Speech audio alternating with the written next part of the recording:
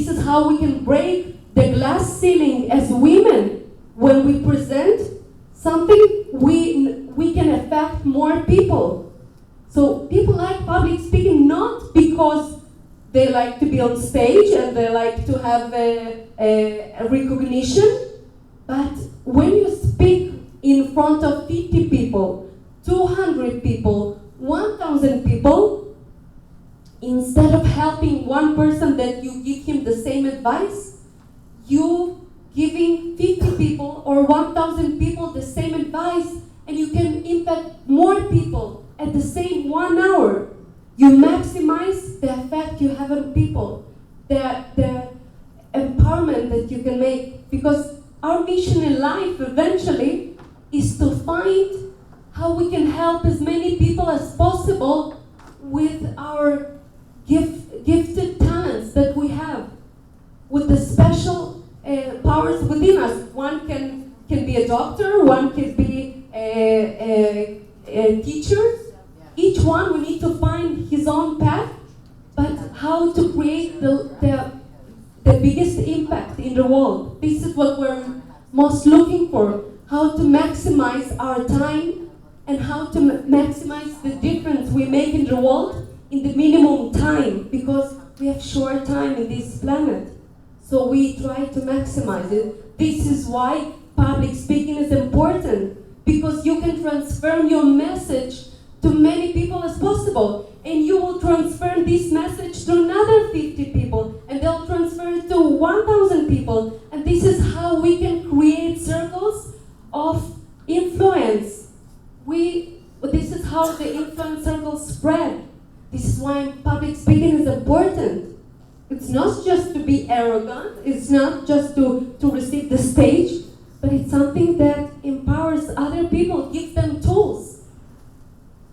And so I started this Toastmaster Club, and some background about me, I'm coming from the government field. I was working as a spokesperson at the Israeli parliament, at the Knesset, and I was working for many political campaigns. I lived 2 years in Washington, D.C., 2 years in Madrid. I was working as public diplomacy officer for the government, and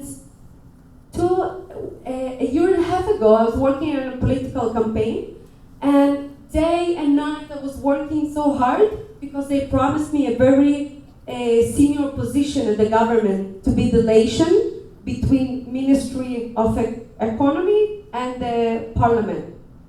And something happened a day after the election, something personal. My ex, who received a very senior position there, he decided it will not be a good idea for us to work together. Men tried to lower us. He decided that I'll disrupt the system there. So after all my hard work, after all my political ambitions, I realized that political promises are made to be broken. And I was heartbroken afterwards. A year and a half ago, I thought my whole world collapsed on me, and all my political aspirations and dreams fell apart. And I have a confession that since I was 11, when people ask me, what do you want to do when you're grown up? I always used to tell them, I want to be Israeli foreign minister when I was 11. And actually I got to say it to our former foreign minister 2 years ago. I told him what's my dream.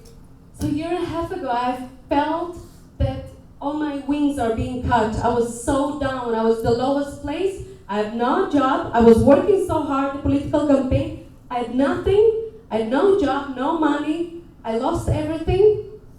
And I had Toastmaster.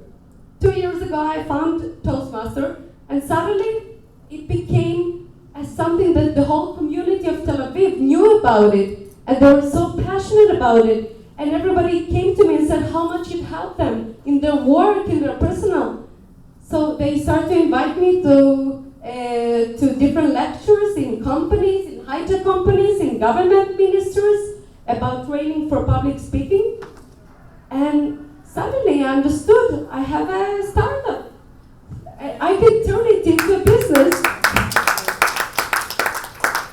Thank you. And I found a company which called Your Stage.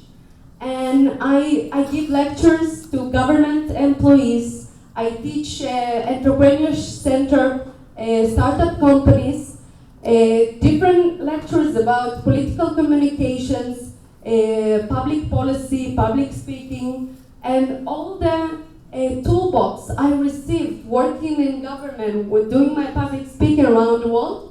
I now transfer it to other people. I teach other people, and it's something that became my own baby. And life took me to this direction. And it's not easy to be an entrepreneur, and not easy to have your own company, because my challenge, my biggest challenge, and maybe it's because also I'm a woman, my challenge was that I hated to do marketing. I hated to do self-promotion. It felt that I'm arrogant. It felt that it's unethical, that I'm asking people for money. I ask people for promote my business. I felt it was a clash in my identity. So this is the challenges I'm still facing, and the business is growing, and I have more companies that I train, that I coach, and I have more people now working with me, and it's spreading. But I feel that we as women, we have so much restraints, and we need to start acknowledging our superpowers, because we need to remember that we are the strongest force in this universe. We bring life. We are the one who bring life. We are Mother Nature. There's no Father Nature, Mother Nature. So I hope the next time you stand in front of investor, don't forget to give us the exercise about the investors. You wanted to give a little exercise. We still have more speakers too, right? the exercise for investors. Yes. Don't forget before you finish. Okay, definitely. So this is my little tips, and I wanna give the floor now to Parul. It's tough name for me to remember. So thank you for being patient with me. You were amazing, and I loved listening to you. Thank you so much. Thank you.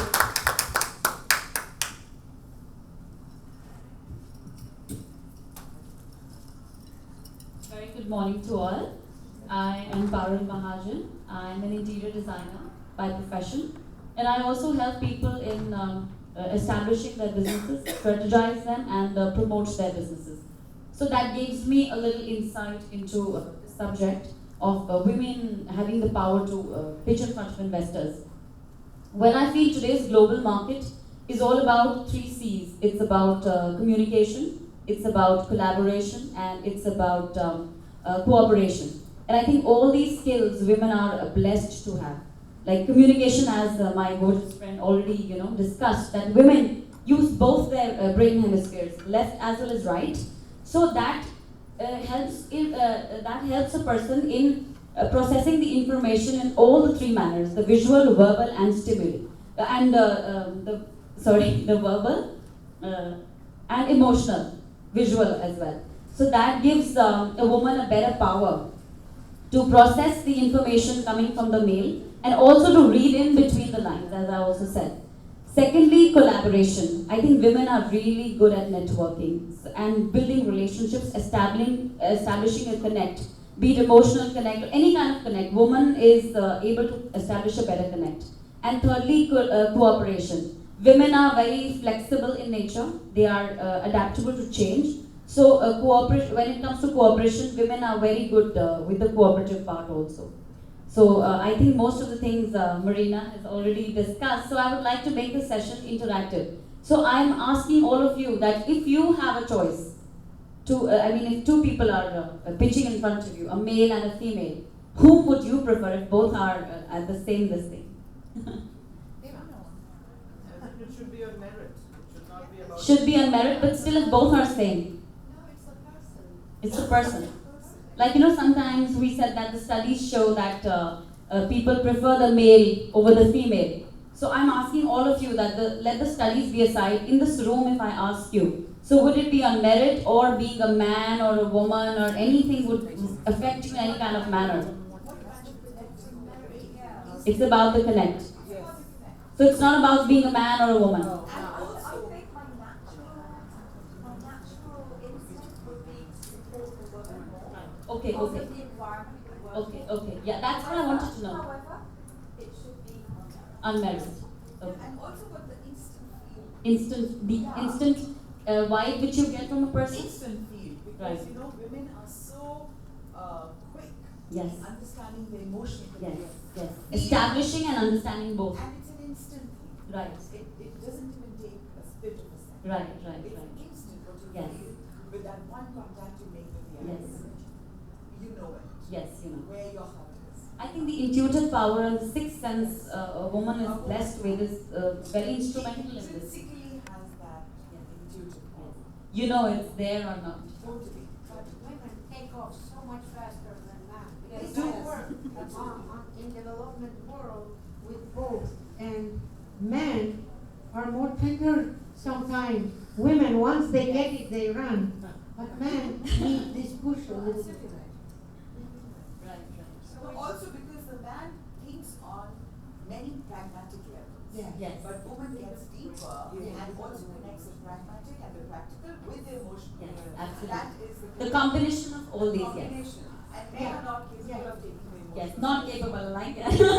But see, men take trust for granted because they are always trusted. Yes. And we don't, once we have that trust, we run. It opens up. Trust is the issue with women. Once they know they can do it, they run. But the trust is there. Yes. It's about trust, you feel. So if you watch Shark Tank, Yeah. Barbara is the one who gets it so fast. Yes. And all the guys are like, Right. she's like, what's up? Yes, there. I also feel that a little bit of women make an attractive package also, and not in the sense that it's always about flirting with a man or anything, but I think if a man and a woman is sitting, a man will prefer to talk to a woman. It's natural. It's a natural instinct that he will be attracted towards a woman and talk to her and listen to her more attentively than he would to a man. Not looking at her as a sex object, but I think he will prefer talking to a woman. At least this I have noticed. Because of the diversity of ideas. Probably. That can be one of the Yeah, reasons. because she looks at a larger canvas. Yes. Yes. It's a common vision. But before even listening, like if a man is sitting and a woman is sitting, I have noticed that the man will instantly be attracted to talk to a woman, listen to her, like before even any of them opens their mouth. So I think that little bias, yes, I have experienced many times. You know that once I was told, I was the CEO Yes. of BT,